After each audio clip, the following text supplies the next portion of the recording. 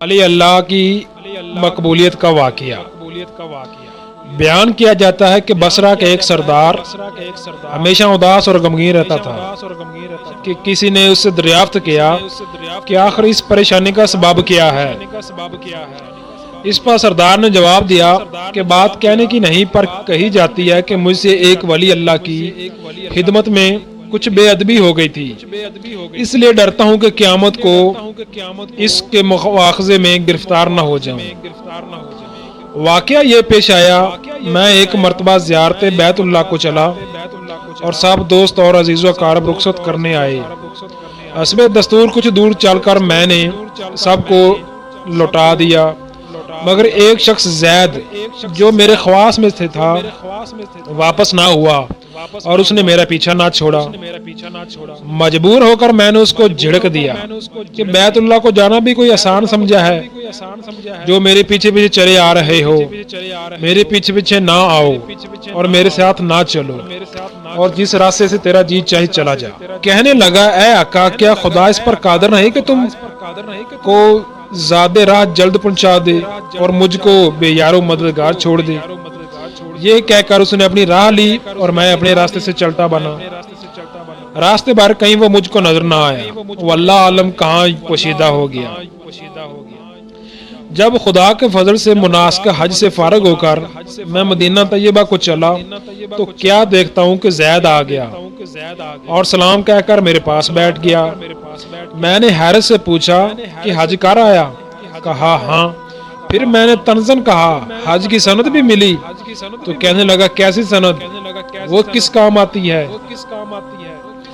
میں نے کہا، حج کرنے والے کو بیت اللہ میں غیب سے چٹھی آتی ہے جس میں لکھا ہوتا ہے فلاں بن فلاں حج کو آیا تھا اور اس کا حج قبول ہو گیا۔ پھر اس سند کے ذریعے قبر اور حشر کے عذاب سے نجات ہوتی ہے۔ یہ سن کر زید روتا چلاتا بیت اللہ کو واپس چلا گیا۔ جب میں حضور اقدس صلی اللہ علیہ وآلہ وسلم کی زیارت سے فارغ ہو کر لوٹا تو کیا دیکھتا ہوں کہ زید پھر آ گیا اور پھر سلام کے بعد ایک چٹھی اس نے میرے سامنے رکھ دی جو ایک نہایت عمدہ ریشمی کپڑے میں لپٹی ہوئی تھی، جس میں زید کے بارے میں عذاب قبر اور حشر سے نجات کے لیے لکھا ہوا تھا۔ یہ دیکھ کر میرے ہوش اڑ گئے۔ پھر ذرا سکون ہونے پر میں نے معلوم کیا کہ زید بتاؤ اس کی حقیقت کیا ہے، آخر یہ معاملہ تیرے ساتھ کیسے پیش آیا؟ تب اس نے بتایا کہ سنو بھائی، جب میں بیت اللہ پہنچا تو کعبہ حاجیوں سے بالکل خالی تھا۔ اس وقت میں نے گڑ گڑا کر زور قطار رونا اور چلانا شروع کر دیا کہ اے مالک دو جہاں، کیا غریب گناہ گاروں کا حج بھی قبول نہیں ہوتا جو مجھ کو حج کی سند نہیں ملی؟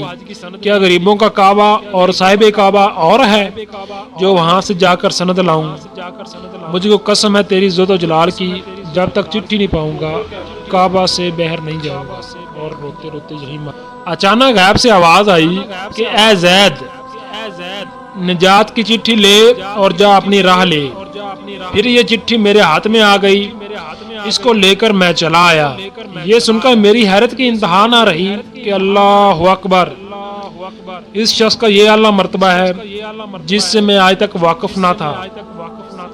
پھر عزت و احترام کے ساتھ میں اسے اپنے ساتھ بصرہ لے آیا اور وہ چٹھی نہایت احترام و تعظیم کے ساتھ ایک صندوق میں بند کر دی۔ جب کبھی جی چاہتا ہو تو انتہائی ادب و احترام سے نکال کر اس کی زیارت کر لیتا ہوں اور آنکھوں سے لگاتا تھا، پھر محفوظ کر دیتا۔ اتفاقاً میں کہیں سفر میں تھا کہ میرے پیچھے زید کا وصال ہو گیا۔